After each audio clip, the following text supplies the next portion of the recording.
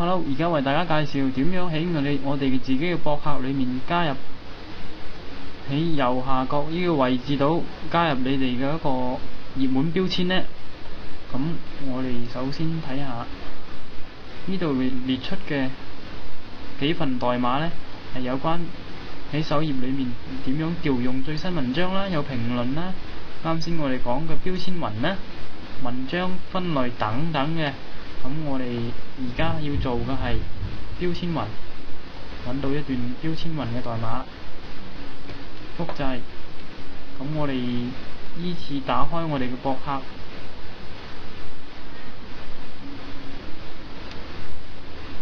上我哋嘅網上空間啦，攞到我哋嘅博客呢個空間位置，打入呢個文件夾，進入呢個文件夾，再進入我哋模板嘅文件夾，下載個首頁文件，一般為 index.php 嘅。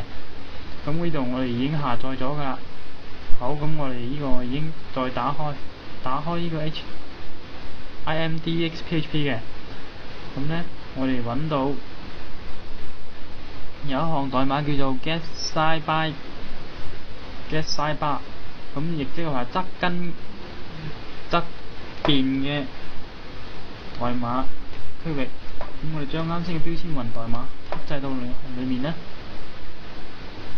統一下字體嘅大細8，咁就12，保存。咁我翻返去 FTP， 將個首頁文件就刪咗先，將你剛才修改過個首頁文件上傳上去。好啦，咁我哋睇翻我哋嘅博客嘅效果。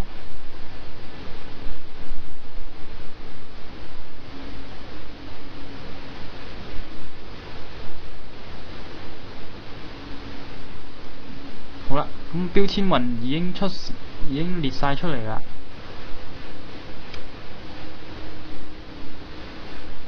咁其他個調用方式呢，就如此類推，咁大家可以自己去嘗試一下嘅。